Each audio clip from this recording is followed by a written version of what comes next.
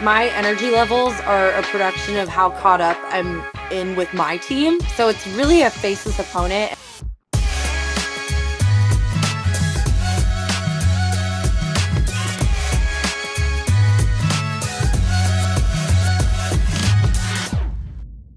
I had no intention of ever hitting the transfer portal. That wasn't really on my at least it wasn't in the plan that I had thought I had.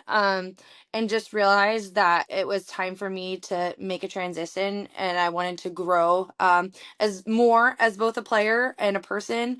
And my sophomore year just decided that it was time for me to move on and move to a different place. So moved and got lucky. I Once I hit the portal, I got really lucky and had Coach Lombardi reach out to me, and just kind of heard her pitch on Oregon and what she had to offer. And yeah, she was just outstanding. And I think that my the coach I met with, so Coach Lombardi I met in the transfer portal, and how she was then is the same Coach Lombardi that we see every day, which is so cool just to know that like what you see is what you get. And I've been very fortunate to develop such a strong relationship with her and my teammates at Oregon. So yeah, I'm incredibly grateful for my experience at Virginia Tech, but obviously I'm incredibly grateful to be here in Eugene, Oregon with my people. And it's gotta be fun to have a pitching staff that feels like it's all so in sync. You don't see, at least I felt watching it, and you could tell me if that's as true in reality. Yeah, I mean, and we've been cultivating like our team's camaraderie and relationships have been cultivated since the like midsummer when we all just kind of got our roster set and we knew who was going to be on version 7's team.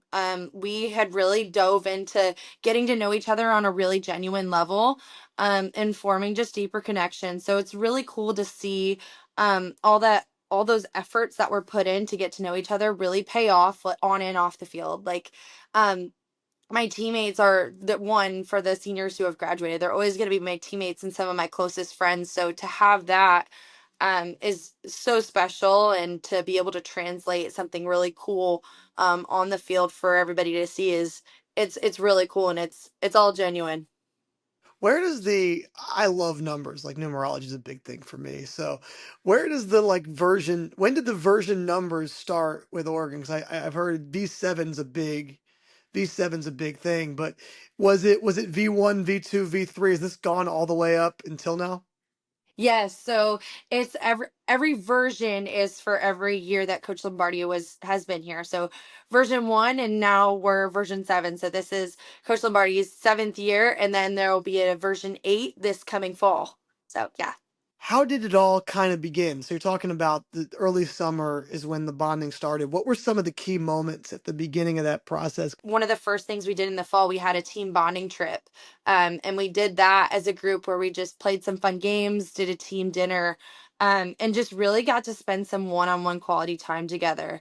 And I think from that, we were just a group where we couldn't get enough of each other. Like we spend long days at the field, and then right after it was team dinners at our apartments, or cooking together, or just being with each other, going to football games together. I mean, like I said, like all of our relationships that you see on the field, they're absolutely real. Like these girls are some of my best friends. So it was really cool to be able to know them off the field. So then when the on the field business came, like we had some great trust for one another, and just honestly wanted the best for everyone on our team. Just wanted everybody to have the most success possible and the best time they could. What was probably the number one point in this season that, because you guys have a lot of special moments. What was the number one time in this season where you felt that something greater was with you, either like out there on the field or in a moment maybe off the field? So I'll just give a little background before I answer. But I've been in faith pretty much my whole life. Grew up in the Catholic Church, and then I've just started attending Christian church here in Eugene with some of my teammates. And have made it a point before every game I've played, I've always prayed. Um, and one of my prayers, especially going into postseason, was just make me tough and help us make my teammates tough. Let us do whatever we need to do to praise you. And there was a specific game, Stanford, the last time we played Stanford and won our regional.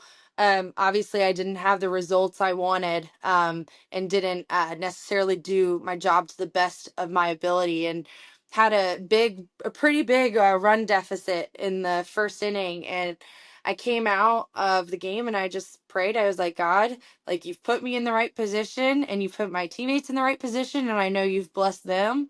And I just pray that they can go perform and help me be the biggest cheerleader I can be for them. And I think then just the amount of peace I felt in that moment, was super cool to experience. And yeah, to come out with a win on top of that was awesome. But I think with faith, it's so important to know that, like, wins and losses don't matter. It's all about what you're doing in the moment and how you're growing as a person. Obviously you want to win, but yeah, no, it was just incredible to feel that peace and just that love for my teammates in that moment, which was really special. And in your case, you're saying it actually was a moment in which you had a poor performance, but you had something come through you on the bench. What do you think that lesson was for you then about? Because it sounds like you feel like there was a greater purpose to you maybe not having your best day that day. Yeah, I think it was just knowing that, like, we're not in control, like, there's just some days where you can give everything you have, and it's just not enough that day. And just kind of understanding that there's still always going to be a next right thing when you do experience that. Like, for me, like, I didn't have a good pitching performance, like, it just wasn't enough. And we brought in Elise and Stacy, and to be able to have the opportunity to cheer them on was just, it was amazing, and I honestly wouldn't trade that day for anything. To be able to support my teammates and just root them on, and to realize, like, hey, you still have a role even when maybe it's just not your day on the mound. If you could pick maybe the most fun, what's the most fun moment? Yeah, this is a fun team. Yeah. What was the most fun moment you had on the team this year? We When we went to Rutgers, we took a little day trip out to New York City. A lot of the girls had never seen it or been, and we were able to take a couple of minivans around. And we had all the girls in this van, and we were driving around, and we had our bus driver, and we got stuck in traffic. So we're just sitting through the city, and it was later in the evening, and we're all kind of tired and kind of in that little delusional stage before you're going to bed. And we practiced our cheers for about 40 minutes on the way home, just getting our cheers down, and it was just so much fun and so much laughter and giggles, and that was a really cool moment. But there were so many fun moments with this team, but that was one that I definitely will remember. What's the most fired up you've gotten, you think? Oh gosh. Um, I mean, I can't pin like a specific moment. I feel like who I am on the field is so different than who I am off of the field. I feel like I'm a very go with the flow person, very laid back. Sometimes I'll watch film and I'm like, wait, who is that? Like, why are we doing it? But um I'd say anytime I'm either running or skipping off the mound, uh I'm pretty fired up there. And usually it's just a way to get to the dugout faster to go celebrate with my teammates. But yeah, I'd say anytime that really happens. That's awesome. Do you have a name for your alter ego? So my teammates have a name for my alter ego. They call me the Grein Goblin, which I can't really attest to what that means or what's about that. I don't know. But I get called Grein Goblin, or it's grind time. So that's what they've kind of placed on it. I just let them do as they please with that. What's the most heated you've gotten? Gosh, I'd say, like, and it's not as like cranked up as like aggression or anything like that, cuz I think sometimes it may appear, or people may question, "Oh, you're looking at the other team or whatever." But I've never really have gotten upset with, like, in nor would I ever get upset with an opposing team. I feel like I just, my energy levels are a production of how caught up I'm in with my team. So it's really a faceless opponent, and I just am pumped for my team and with my team. So I wouldn't say that there's ever been a moment where I've just been like crazy. I'm sure it might appear that way. But yeah, no, I'm just caught up in my team and what we're doing. What keeps you so collected in those kind of moments that can be frustrating? Yeah. I think one of the most important roles of being a pitcher is you're a tone setter. You're kind of setting the tone for your defense, and for your offense if you're home. And I just know that if I'm not pouring out a positive energy or something that's positively motivated towards the goal that we're gonna achieve, it's not really sending a good message to my teammates, or for anybody who's watching. So I like to keep everything incredibly like positively motivated, and you just can't change some things, like you can't control the umpire zone, you can't control whether the hitter's going to swing at it or not.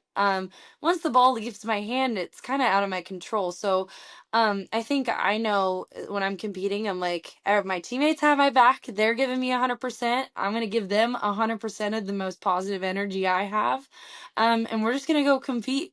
And then anything after that, it's just really having the belief of, regardless of maybe those things that might get in the way of like maybe missing a call, or maybe we don't make a play in the field or something like that, is knowing that we're still going to find a way to win. Like, I think there's so many little moments and so many pitches in softball, and every pitch offers a new opportunity. So just taking advantage of every opportunity, and if you miss a couple, it's like, so what? Like, there's going to be another one. But just having that mindset, I think, has really helped. And then on top of that, just getting caught up in my teammates. I mean, it's just been definitely a more simplistic way of playing. And that's just how I kind of see it and go about it.